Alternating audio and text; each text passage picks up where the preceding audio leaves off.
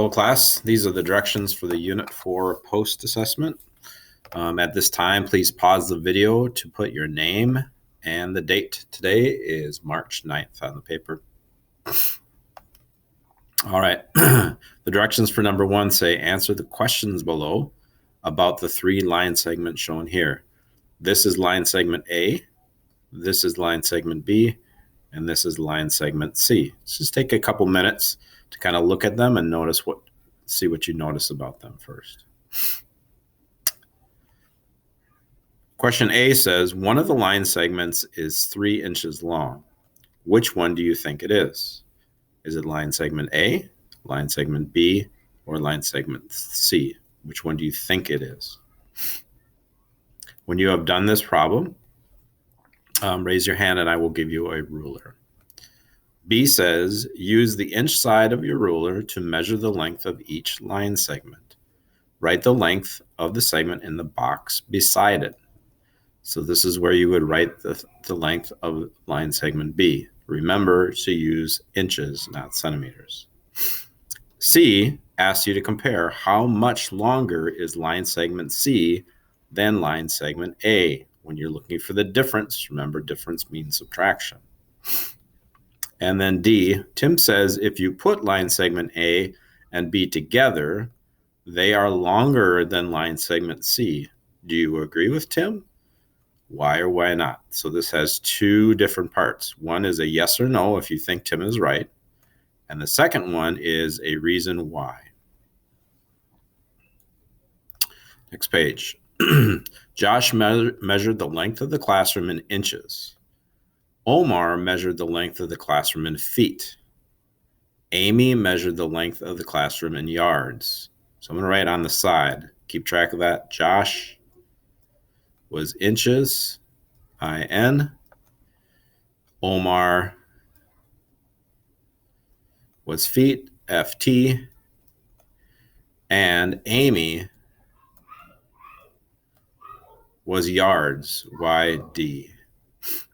Now, the classroom is the same size. They just use different units. Josh inches, Omar feet, and Amy yards.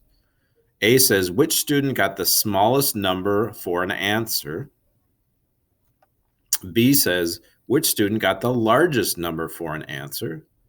And C says, explain your answers. How do you know? How do you know which one was the largest number and which one was the smallest number? Number 3. Maria wants to measure the length of a large field in back of her school. Which tool should she use? A ruler, a yardstick, or measuring tape? A ruler, a yardstick, or measuring tape? B, explain your answer to 3A. Why do you think Maria should use that tool? Question number 4. Jim's beanstalk is 100 feet tall. 100 feet. The giant cut off the top 25 feet. Then the giant cut off 10 more feet. How tall is the beanstalk now? Use numbers, pictures, and or words to help solve the problem. Show your work. Write the answer on the line.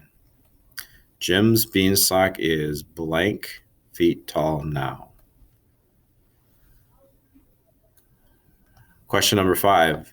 Jim has 3 new beanstalks in his garden. The green beanstalk is 28 feet tall. The white beanstalk is 32 feet tall. The yellow beanstalk is 39 feet tall. So the green one, I can tell because it says green down below.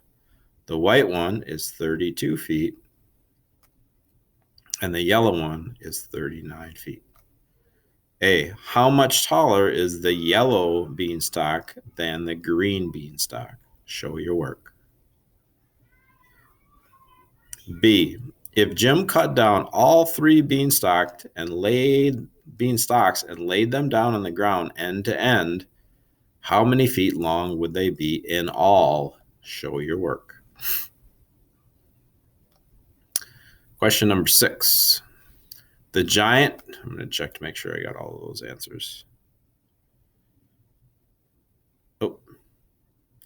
The 3 beanstalks would be blank feet long if you laid them on the ground end to end. Okay, I did get them all.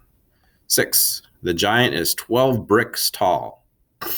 The envelope is 2 bricks tall. The dog is 3 bricks tall. Use the information and the picture to help you solve the problems below. Show your work for each problem. How many envelopes would you have to stack up to reach the height of 2 dogs? 2 dogs are blank envelopes tall. How many dogs would you need to stack on top of each other to reach the height of the giant? The giant is blank dogs tall. C. How many envelopes would you need to stack on top of each other to reach the height of the giant? The giant is blank envelopes tall. That is the end of the test. When you are completed, please check the exit directions.